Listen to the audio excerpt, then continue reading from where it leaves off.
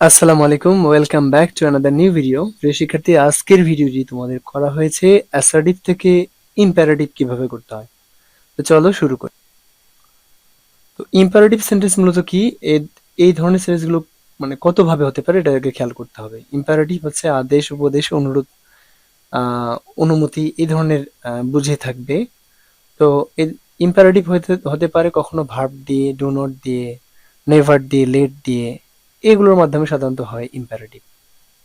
তো যে কোনো ধরনের সাবজেক্ট যুক্ত সেন্টেন্সকে আমরা ইম্পারেটিভ করব কিভাবে।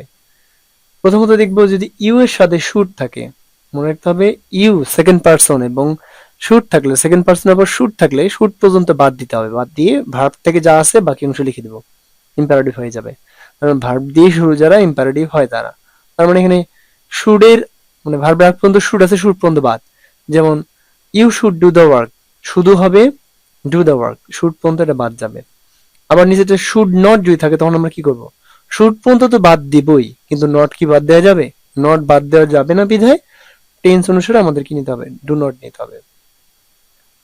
আহ দেখবো যে এখানে ডু নটই নিতে হবে, কারণ ডু নট ছাড়া অন্য কোনো অপশন নেওয়ার কোনো উপায় নেই। কারণ ভার্ব দিয়ে শুরু করতে হবে, কারণ পাস্টের ভার্ব দিয়ে তো ইম্পারেটিভ হয় না। যেমন you should not hate the poor, তখন হবে do not hate the poor. আবার যদি আমরা নেভার পাই তাহলে সামনে শুড পর্যন্ত বাদ, এই পর্যন্ত বাদ, ইউ শুড নেভার টেল এ লাই, এটা শুধু হবে নেভার টেল এ লাই।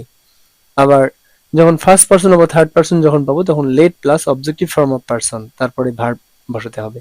যেমন he third person, he plays football, তখন কি হবে লেটের সাথে হি এর object from him, let him play football. আবার দেখি যে উই শুড, উই হচ্ছে ফার্স্ট পারসন, তাহলে উই এর জন্য ফার্স্ট পারসন, এই জন্য লেট, এবং উই এর জন্য আস, লেট আস।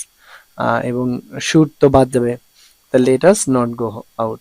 আবার নিচেরটা দেখতে পাচ্ছি যে Belal, Belal swims in the pond, এখানে বেলালের জায়গায় আমরা হিম লিখতে পারি, Belal let him swims in the, let him swim in the pond, অথবা লেট বেলাল লিখলেও কোনো সমস্যা নেই, কারণ বেলাল একটা নাম, এটা সাবজেক্টের জায়গায় বসতে পারে, অবজেক্টের জায়গায় বসতে পারে।